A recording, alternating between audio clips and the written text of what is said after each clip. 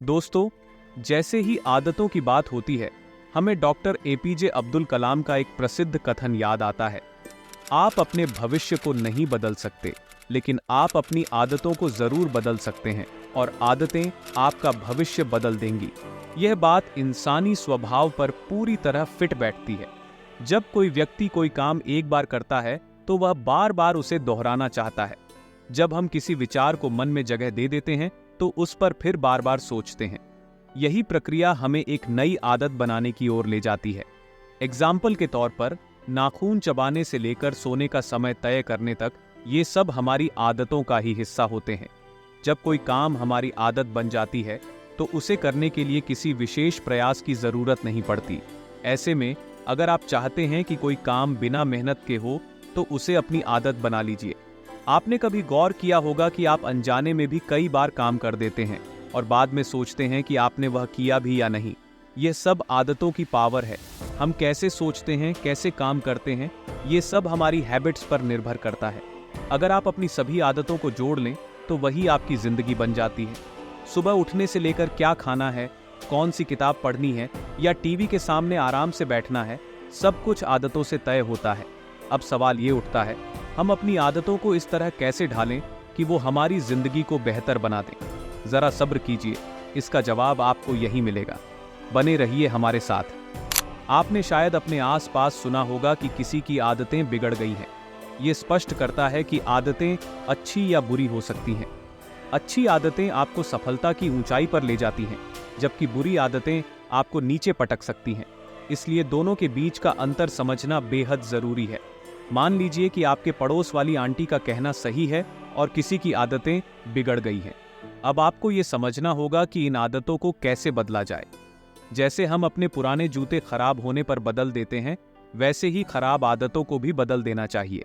आदतें बदलने की प्रक्रिया उतनी कठिन नहीं होती जितनी लगती है। इसके लिए सही सोच और सतर्कता की जरूरत होती है। लोग बुरी आदतों से छुटकारा पाने और अच्छी आदतों को अपनाने में इसलिए नाकाम हो जाया करते हैं क्योंकि उनका नजरिया सही नहीं होता। आदत बनने की प्रक्रिया को हैबिट फॉर्मेशन कहा जाता है। इसमें एक कार्य नियमित रूप से दोहराने से एक लूप बनता है, जो आपकी दिनचर्या का हिस्सा बन जाता है। आदतों के बारे में बात करें तो दो टर्म्स अक्सर सुनने को मिलते हैं। पहला है हैबिट लूप और दूसरा हैबिट फॉर्मेशन। अब आइए समझते हैं कि इन दोनों के बीच का फर्क क्या है। हैबिट फॉर्मेशन एक ऐसी प्रोसेस है जिसके तहत कोई बिहेवियर या टास्क अलग अलग स्टेजेस से गुजरकर हमारी लाइफ का हिस्सा बन जाता है। दूसरी ओर हैबिट लूप एक साइकिल है जिसमें हैबिट्स के बनने से जुड़ी कई फैक्टर्स शामिल होती हैं। इसे ऐसे समझा जा सकता है कि जब ये लूप बार बार दोहराया जाए, तो वह हमारी आदत बन जाती है। हैबिट लूप के 3 की एलिमेंट्स होते हैं: क्यू याद दिलाना, रूटीन और रिवॉर्ड। क्यू या ट्रिगर वो सिग्नल होता है जो आपके दिमाग को किसी काम की याद दिलाता है। ये कोई object, place, emotion, person, event या इन सब का कॉम्बिनेशन हो सकता है। उदाहरण के तौर पर, अगर आपकी हैबिट रात 9 बजे सोने की है, तो आपके दिमाग को इस टाइम से पहले नींद आने के साइंस मिलने लगते हैं, क्योंकि वक्त आपको उस हैबिट की याद दिलाता है।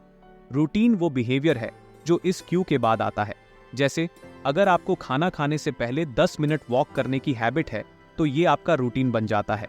रिवॉर्ड किसी भी हैबिट का अल्टीमेट आउटकम होता है। इंसान नेचुरली सोशल होने के साथ साथ रिवॉर्ड सीकिंग भी होता है। हम कोई भी काम तब करते हैं जब हमें उससे किसी तरह का आउटकम मिलता है, चाहे वो पॉजिटिव हो या नेगेटिव। इस प्रोसेस का रिवॉर्ड आपके ब्रेन को डिसाइड करने में हेल्प करता है कि इस लूप को जारी रखना है या नहीं। उदाहरण के लिए, अगर आप अपने ओरल हाइजीन के लिए दिन में 2 बार ब्रशिंग करते हैं और इससे आपकी डेंटल प्रॉब्लम्स कम हो जाती हैं, तो ये एक पॉजिटिव रिवॉर्ड है। इसी तरह कुछ लोग स्मोकिंग की हैबिट डेवलप कर लेते हैं क्योंकि उन्हें उससे स्ट्रेस रिलीफ मिलता है। हैबिट लूप के तीनों एलिमेंट्स, क्यू, रूटीन और रिवॉर्ड को 3 रूल्स ऑफ हैबिट चेंज भी कहा जाता है, और ये हैबिट फॉर्मेशन या ब्रेक करने में क्रूशल होते हैं। अब बात करते हैं चंकिंग की, जो हैबिट फॉर्मेशन की साइंस को समझने में मदद करता है। चंकिंग का मतलब है कि छोटी छोटी टास्क्स को जोड़कर एक बड़ी मीनिंगफुल एक्टिविटी बनाना। हमारे ब्रेन को एनर्जी, टाइम और एफर्ट सेव करने के लिए चंकिंग बहुत यूजफुल लगता है। और यही वजह है कि ये किसी भी रूटीन को हैबिट में बदलने की फाउंडेशन रखता है। वैज्ञानिकों के अनुसार हम हैबिट्स इसलिए बनाते हैं ताकि हमारा दिमाग रूटीन टास्क्स में ज्यादा एनर्जी वेस्ट न करे। जब आप कोई नई हैबिट सीख रहे होते हैं, जैसे पहली बार चाय या ऑमलेट बनाना, तो आपको हर स्टेप सोचकर करना पड़ता है। लेकिन कुछ समय बाद ये टास्क्स इतनी आसानी से होने लगते हैं कि आपको ज्यादा सोचना ही नहीं पड़ता। यही हैबिट का फायदा है, ये हमारी मेंटल एफर्ट को बचाती है। आखिर में, अगर आप नई हैबिट्स अडॉप्ट करना चाहते हैं तो स्टिकी हैबिट टेक्निक एक अच्छा तरीका हो सकता है। यह technique long lasting habits develop करने में मदद करती है। इसके लिए आपको सबसे पहले डिसाइड करना होगा कि आप किन हैबिट्स को अडॉप्ट करना चाहते हैं और किन्हें छोड़ना चाहते हैं। फिर उन हैबिट्स को अगले 60 डेज तक पूरे डिसिप्लिन के साथ प्रैक्टिस करें ताकि आपके ब्रेन में एक स्ट्रॉन्ग हैबिट पैटर्न डेवलप हो सके। नई हैबिट्स को अपनाने के लिए खुद को छोटे रिवॉर्ड्स अवश्य दें जो आपके ब्रेन में डोपामिन और सेरोटोनिन रिलीज करेंगे। अंत में उन हैबिट्स को कंटिन्यू रखने के लिए रिमाइंडर्स सेट करें।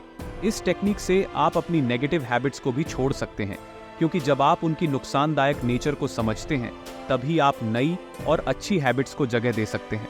तो दोस्तों, इस तरह से आप अपनी आदतों को समझकर उन्हें अपने फायदे के लिए इस्तेमाल कर सकते हैं।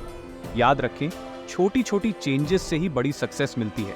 अगर आपको ये जानकारी वैल्यूएबल लगी हो तो चैनल को सब्सक्राइब करना मत भूलिए ताकि हम मिलकर आपकी नॉलेज की ग्रिड को और मजबूत बना सकें। मिलते हैं अगले वीडियो में एक नई इंसाइट के साथ। तब तक कीप लर्निंग, कीप ग्रोइंग, सिर्फ ज्ञान ग्रिड पर।